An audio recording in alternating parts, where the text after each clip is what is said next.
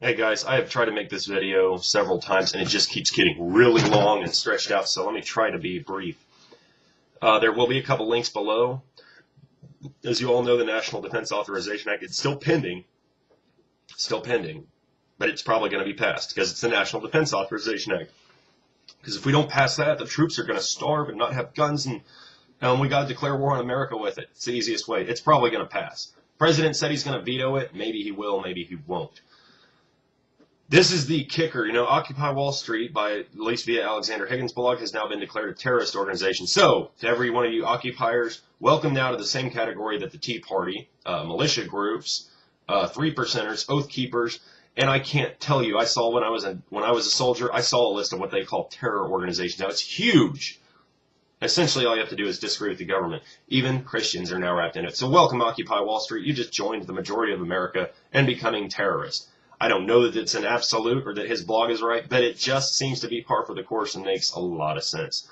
But here's the kicker. I was just talking with a friend of mine, former Special Forces.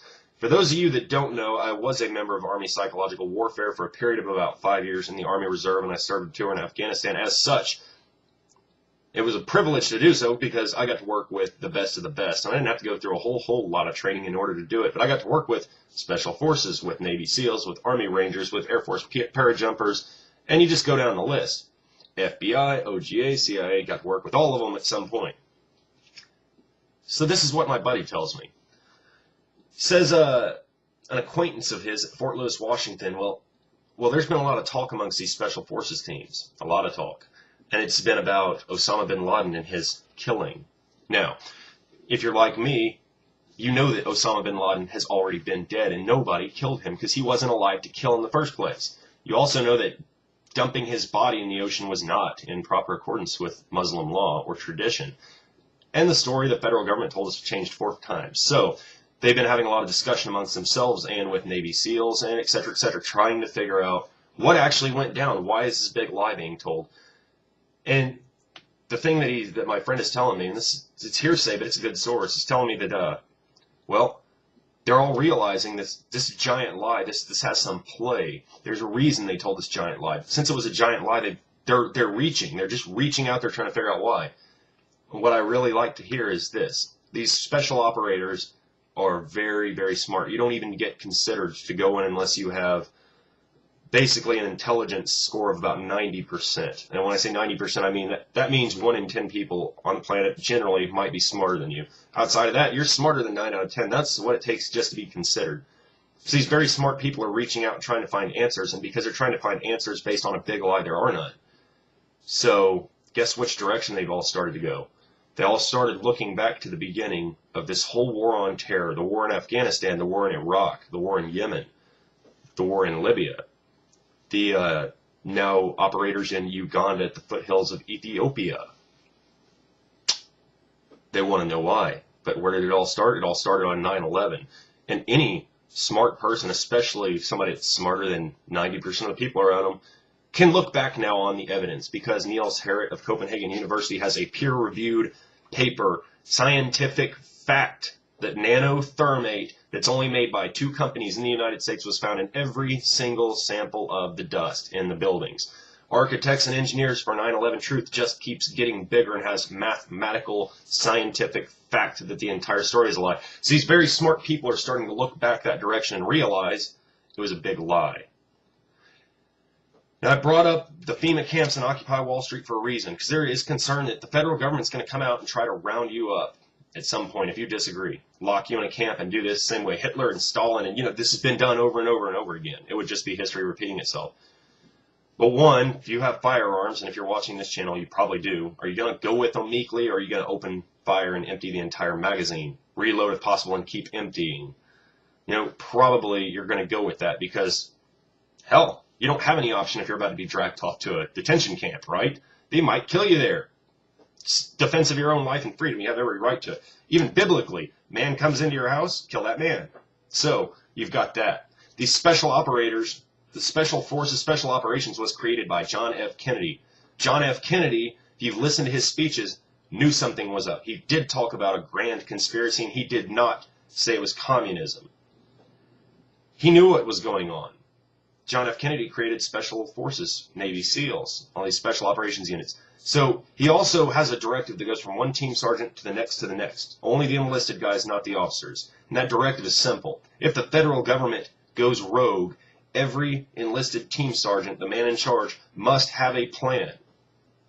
They must have a plan in place if the government goes rogue to deal with that situation. Special forces trains guerrillas and insurgents.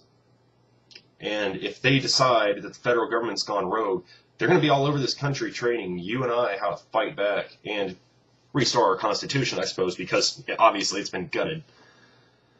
So looking at that, it's like, well, the Army's probably not going to participate. And yeah, they got NORTHCOM ready. And they got 20,000 soldiers. But if they bring NORTHCOM out, it's only 20,000 soldiers. Okay, sure, they can go into one city and cause trouble. But the second a single camera captures a picture of them killing a citizen in total violation of posse comitatus, it is game on. And I honestly don't think the federal government has any standing support really left.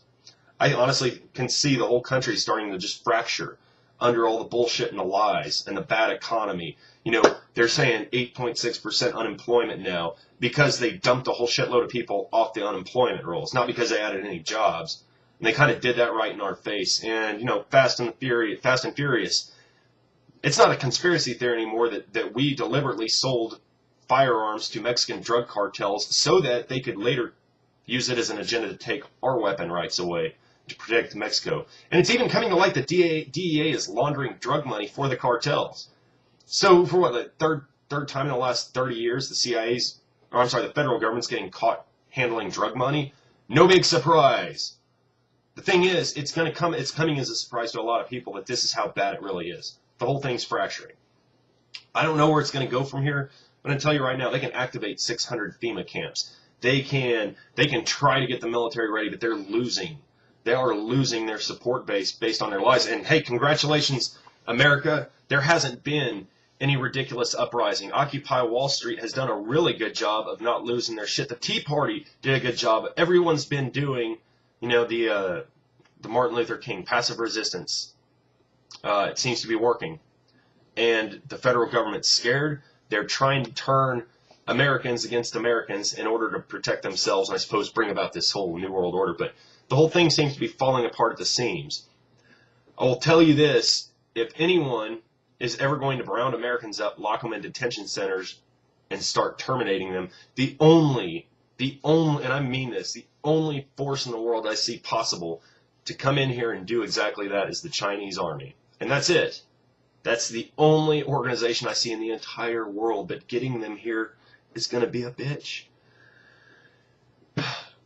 I'm not worried about it, but I am telling you, it's been 3 years now. 3 years I've been awake, and I knew this was coming. I knew this was coming. But to see it all falling apart at the seams right when they seem to be getting close to their end game, it's kind of nice. I don't think the U.S. federal government has even the resource or the capability or anything to implement any kind of total tyranny here. I think they've been trying hard. I think they're failing a lot. And I think every day that we step forward now, their failures are getting bigger and more apparent to every human being that even wants to know.